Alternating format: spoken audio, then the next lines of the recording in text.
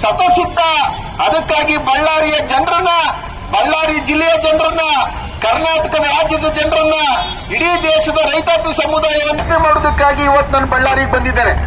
ಬಂಧುಗಳೇ, ಇವತ್ತು ಕರ್ನಾಟಕ ಒಂದು ಬಹಳ ದೊಡ್ಡ ಒಂದು ಸಂಕಟವನ್ನ ಇವತ್ತು ನೀರು ಬೇಕು, ಉಪ್ಪು ಗೊಬ್ಬರ ಬೇಕು ಅಂತ ಈ ರೀತಿ ನಾವು ಹೋರಾಟಗಳನ್ನು ಮಾಡ್ತಾ ಇದ್ದೀವಿ. ಆದ್ರೆ ಈಗ ಬಂದಿರುವಂತ ಹೋರಾಟ ಏನಂದ್ರೆ, ಈಗ ನಡೀತಾ ಇರ್ತಕ್ಕಂಥ ಭೂ ಸ್ವಾಧೀನ ಏನಿಲ್ಲ ಅಂದ್ರೂ 2 ಲಕ್ಷ ಎಕರೆಗಿಂತ ಹೆಚ್ಚು ಭೂ ಸ್ವಾಧೀನವನ್ನು ಮಾಡ್ತಾ ಇದ್ದಾರೆ. ಬೆಂಗಳೂರು ಸುತ್ತಮುತ್ತಲನ್ನೇ ಇವಕ್ಕೆ ದೊಡ್ಡಬಳ್ಳಾಪುರದ್ದು 2 ಐಟಮ್ ಅಲ್ಲಿ 3 ಐಟಮ್ ನಲ್ಲಿ 6,000 ಎಕರೆ, ಸರ್ಜಾಪುರದ್ದು 2,000 ಎಕರೆ. ಐಟಿ ಇಡೀ ಕರ್ನಾಟಕದಲ್ಲಿ ಯಾವ ರೀತಿ ಬಲವಂತ ಮತ್ತು ಅನ್ಯಾಯದ ಭೂ ಸ್ವಾಧೀನ ಪ್ರಕ್ರಿಯೆಗಳು ನಡೀತಾ ಇದೆ ಅಂತಕ್ಕಂಥದ್ದು ಈ ರೀತಿ. ಅದೇ ರೀತಿ ಇವತ್ತು ಬಳ್ಳಾರಿ ಹೇಳಿದ್ರು, ರೈತರೇ ಇಲ್ಲ, ಸರ್ಕಾರ ಕೈಗಾರಿಕೆಗಳಾಗ್ಬಿಡ್ತವೆ, ಪ್ರತಿಯೊಬ್ಬರಿಗೂ ಉದ್ಯೋಗ ಸಿಕ್ಬಿಡ್ತದೆ ಅಂತ. 2012ರಲ್ಲಿ ಸುಮಾರು 13,000 ಎಕರೆ, ಇವತ್ತು 2026ನೇ ಇಸ್ವಿಲಿದ್ದೀವಿ, ಸುಮಾರು 16 ವರ್ಷ ಆಗಿದೆ. ಆ 16 ವರ್ಷದಲ್ಲಿ ಒಂದೇ ಒಂದು ಕೈಗಾರಿಕೆ ಬರಲಿಲ್ಲ, ಒಬ್ಬನಿಗೆ ಉದ್ಯೋಗ ಸಿಗ್ಲಿಲ್ಲ. ಬರಿಗೆ ರೈತರಿಂದ ಭೂಮಿ ಕಿತ್ಕೊಂಡು ಆ ಭೂಮಿಯನ್ನ ಕಂಪನಿಗಳು ತಮ್ಮ ರಿಯಲ್ ಎಸ್ಟೇಟ್ ಆಸ್ತಿಯನ್ನಾಗಿ ಮಾಡಿಕೊಂಡಿದ್ದಾವೆ. ಇಲ್ಲ ವಾಪಸ್ ನೀವು ಜಮೀನು ಕೊಡಿ, ಇಲ್ಲ ನೀವು ಕೈಗಾರಿಕೆ ಮಾಡ್ತೀವಿ ಜಮೀನು ಬೇಕು ಅಂತ ಹೇಳಿದ್ರೆ ಜಿಲ್ಲಾ ನ್ಯಾಯಾಲಯದಿಂದ ಹಿಡಿದು ಸುಪ್ರೀಂ ಕೋರ್ಟ್ ತನಕ ₹1 ಎಕರೆಗೆ ಪರಿಹಾರ ಕೊಡಬೇಕು ಅಂತಿದೆಯೋ ಆ ಪರಿಹಾರ ಕೊಡಿ.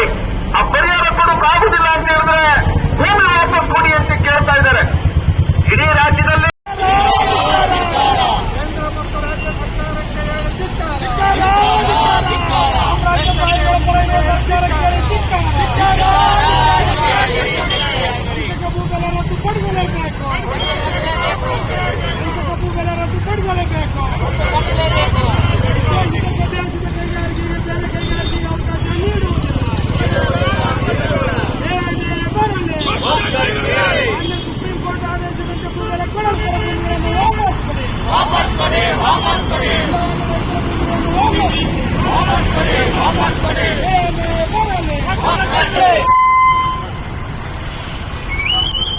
ಈ ಹೋರಾಟದ ಪ್ರಾರಂಭದ ಶುರುವಾದಂತಹ ಹೋರಾಟದ ಭಾಗವಾಗಿ ಕರ್ನಾಟಕ ಬ್ಲಾಕ್ ರೈತ ನಿಲ್ಲಿಸಿ ಅದರ ಭಾಗವಾಗಿ ಅದಕ್ಕೆ ತಮ್ಮ ಆಕ್ರೋಶವನ್ನು ವ್ಯಕ್ತಪಡಿಸುವ ಬೆಂಕಿಯ ಮುಖಾಂತರ ಈ ಹೋರಾಟ ಸಹಾಯ ಮಾಡಬೇಕು.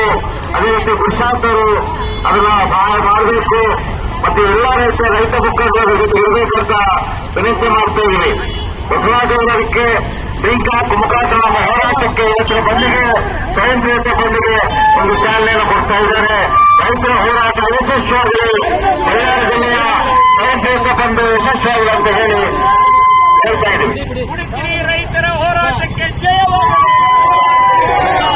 ನ್ಯಾಯಯುತ ಭೂಬೆಲೆ ಸಿಗಲೇಬೇಕು. ಸರ್ಕಾರಗಳಿಗೆ ಧಿಕ್ಕಾರ.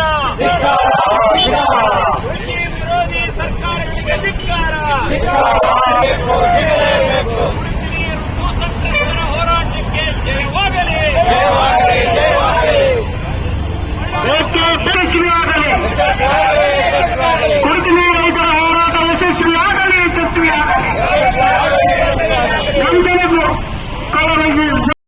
ಕೈಗಾರಿಕೆ ಬರಲಿಲ್ಲ, ಒಬ್ಬನಿಗೆ ಕೂಡ ಒಂದು ಉದ್ಯೋಗವನ್ನ ಕೊಡ್ಲಿಲ್ಲ ಅಂತ ಹೇಳಿದ್ರೆ 16 ವರ್ಷಗಳಲ್ಲಿ ನಮಗಾಗಿರ್ತಕ್ಕಂಥ ಉದ್ಯೋಗನಷ್ಟೇ ಯಾರಪ್ಪ ಕೊಡೋದು ಅಂತ ಕೇಳ್ತಾ ಇದ್ದೀವಿ. ಮಾನ್ಯ ಶಿವಕುಮಾರ್ ಅವರೇ ಮುಖ್ಯಮಂತ್ರಿಗಳೇ, ಮಾನ್ಯ ಎಂ ಬಿ ಪಾಟೀಲ್ರೇ ಕೈಗಾರಿಕಾ ಸಚಿವರೇ, ನಿಮ್ಗೆ ಅರ್ಥ ಆಗುತ್ತೇನ್ರಿ? 16 ವರ್ಷಗಳ ಹಿಂದೆ ನಮ್ಮ ಜಮೀನನ್ನ ನೀವು ಬಲವಂತವಾಗಿ ಸ್ವಾಧೀನ ಮಾಡಿದಿರಿ. ಅಲ್ಲಿಂದ ಇಲ್ಲಿವರೆಗೆ ಉದ್ಯೋಗ ಕೊಡ್ಲಿಲ್ಲ. ಒಂದು ದಿನಕ್ಕೆ, ಒಂದು ತಿಂಗಳಿಗೆ, ಒಂದು ಕುಟುಂಬಕ್ಕೆ 20,000 ರೂಪಾಯಿ ಇವತ್ತು ನಮಗೆ ಉದ್ಯೋಗ ಪರಿಹಾರ ಸಿಕ್ಕಿದ್ರೆ, ಉದ್ಯೋಗ ಸಿಕ್ಕಿದ್ರೆ, ಸಂಬಳ ಅಂತೇಳಿ ಸಿಕ್ಕಿದ್ರೆ ಒಂದು ವರ್ಷಕ್ಕೆ 2.5 ಲಕ್ಷ ರೂಪಾಯಿ ಆದಾಯ ಬರುವುದು. 16 ವರ್ಷಗಳಲ್ಲಿ ಸುಮಾರು 35-40 ಲಕ್ಷ ನಾವು ದುಡಿತಾ ಇದ್ವಿ. ಒಂದು ಪೈಸೆ ಕೊಡ್ಲಿಲ್ಲಲ್ಲ ಸ್ವಾಮಿ, ಒಂದೇ ಒಂದು ಪೈಸೆ ನಾವು ನೋಡ್ಲಿಲ್ವಲ್ಲ. ನಮ್ಮ ಹೊಲಗಳಿಗೆ ನಮ್ಮ ದನಗಳನ್ನ ಬಿಟ್ಟು ಬೇಸಕ್ಕೆ ಕೂಡ ನೀವು ಜಾಗ ಬರೆದು ಕೊಟ್ಟಿದ್ದಾರೆ. ಜಿಲ್ಲಾಧಿಕಾರಿಗಳು ಮತ್ತೆ ಅವರು ಕೇಳಿದ್ದಾರೆ, ಹಾಗಿದ್ರೆ ಸರಿಯಾದ ಮಾನದಂಡದ ಪ್ರಕಾರ ಹೊಸ ರೇಟ್ ಕಟ್ಟಿ ಅಂತೇಳಿ ಪತ್ರ ಬರ್ತಿದ್ದಾರೆ ಜಿಲ್ಲಾಧಿಕಾರಿಗಳು. ಆ ಜಿಲ್ಲಾಧಿಕಾರಿಗಳ ಪತ್ರನೂ ನಮ್ಮ ಹತ್ರ ಇದೆ. ಅದಕ್ಕೆ ಅವರು ಸರಿಯಾದ ಮಾನದಂಡ ಮಾಡಿದ್ದಾರೆ. ಅದು ಕೂಡ ನಮ್ಮ ಹತ್ರ ದಾಖಲಾತಿ ಇದೆ ಸ್ವಾಮಿ. ಶಿವಕುಮಾರ್ ಅವರೇ, ಮಾನ್ಯ ಮುಖ್ಯಮಂತ್ರಿಗಳೇ, ಎಂ ಬಿ ಪಾಟೀಲ್ರೇ, ಮಾನ್ಯ ಕೈಗಾರಿಕಾ ನೀವು ದಾಳಿ ಮಾಡ್ತೀರಿ, ನಿಮ್ಗಿದು ಅರ್ಥ ಆಗಲ್ಲ. ಯಾವ ಜಿಲ್ಲಾಧಿಕಾರಿಗಳು 8 ಲಕ್ಷ ಅಂತ ಕೂಗಿದ್ರು ಅದೇ ಜಿಲ್ಲಾ ನೀವು ಇವತ್ತು ಭೂ ಬೆಲೆ ನಿಗದಿ ಮಾಡುವಾಗ ಆಗಿರುವಂತ ಮೋಸವನ್ನ ನೀವು ಪರಿಗಣಿಸ್ತಾ ಇಲ್ಲ. ನೀವು ಪರಿಗಣಿಸಬೇಕಾಗಿರೋದು ಅದು ಅಂತೇಳಿ ಇವತ್ತು ನಾವು ಒತ್ತಾಯ ಮಾಡ್ತಾ ಇದೀವಿ. ಯಾವ ಸಬ್ ರಿಜಿಸ್ಟ್ರು, ಅದೇ ಜಿಲ್ಲಾಧಿಕಾರಿಗಳು ರೈತರು ಯಾಕೆ ನೀವು ಮೋಸದ ಭೂಬೆಲೆ ಅಂತ ಕರಿತೀರಿ, ಮೋಸದ ಭೂಬೆಲೆ ಅಂತ ಕರಿತೀರಿ ಅಂತ ಕೇಳಿದ್ರು. ಅನೇಕ ಜನ ನಮ್ಮ ಮಿತ್ರರಿದ್ದಾರೆ ಇಲ್ಲಿ, ನಮ್ಮ ಮಾಧ್ಯಮ ಮಿತ್ರರುಗಳು ಪದೇ ಪದೇ ಕೇಳ್ತಾ ಇರ್ತಾರೆ, ಏನಂತ, ನೀವು ಕಡಿಮೆ ಬೆಲೆ ಕೊಟ್ಟಾರ ಅಂತೇಳಿ ಹೆಚ್ಚು ಕೇಳ್ತೀರಿ ಅಂತ. ನಾನು ಅವರಿಗೆ ಕೈ ಮುಗಿದು ಹೇಳ್ತಾ ಇದ್ದೀನಿ, ಇವತ್ತು ದರವನ್ನ ನಿಗದಿ ಮಾಡಬೇಕಾಗಿತ್ತು, ಅದನ್ನ ನೀವು ಮಾಡಿದ್ರೇನು ಸ್ವಾಮಿ ಅಂತ ಹೇಳಿದ್ರೆ ಅದಕ್ಕೆ ಅವರು ಬಾಯಿ ಮುಚ್ಚಿಕೊಂಡಿರ್ತಕ್ಕಂಥದ್ದನ್ನ ನಾವು ನೋಡ್ತಾ ಇದ್ದೇವೆ.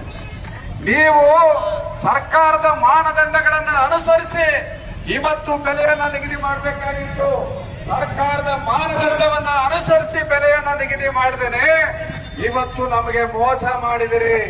ಆ ಕಾರಣದಿಂದ ಇವತ್ತು ನಾವು ಆ ಭೂಮಿಯ ಬೆಲೆಯನ್ನ ಮೋಸದ ಭೂಬೆಲೆ ಅಂತ ಕರೆದಿದ್ದೀವಿ. ಯಾಕೆ ನಾವು ತಗೊಂಡ್ವಿ? ಅದು ಕೂಡ ನಾವು ಪ್ರೀತಿಯಿಂದ ರೇಟ್ ಅನ್ನು ತಗೊಂಡಿದ್ದಲ್ಲ.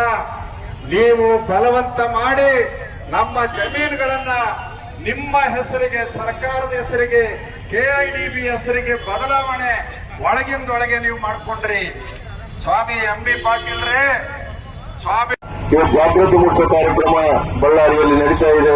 ದಯವಿಟ್ಟು ಇದಕ್ಕೆಲ್ಲರೂ ಕೂಡ ಬೆಂಬಲವನ್ನ ಬಳ್ಳಾರಿ ನಾಗರಿಕರು ಇದಕ್ಕೆ ಬೆಂಬಲ ಕೊಡಬೇಕು.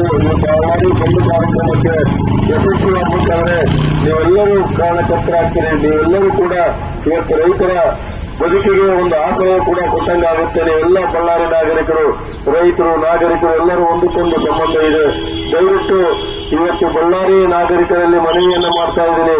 ಬಳ್ಳಾರಿ ಬಂದು ಸ್ವಯಂ ಪ್ರೇರಿತವಾಗಿ ಬಂದ್ ಮಾಡ್ಕೋಬೇಕಂತ ಹೇಳಿ ಮತ್ತೊಮ್ಮೆ ವಿನಂತಿಯನ್ನ ಮಾಡ್ತಾ ಇದ್ದೀನಿ.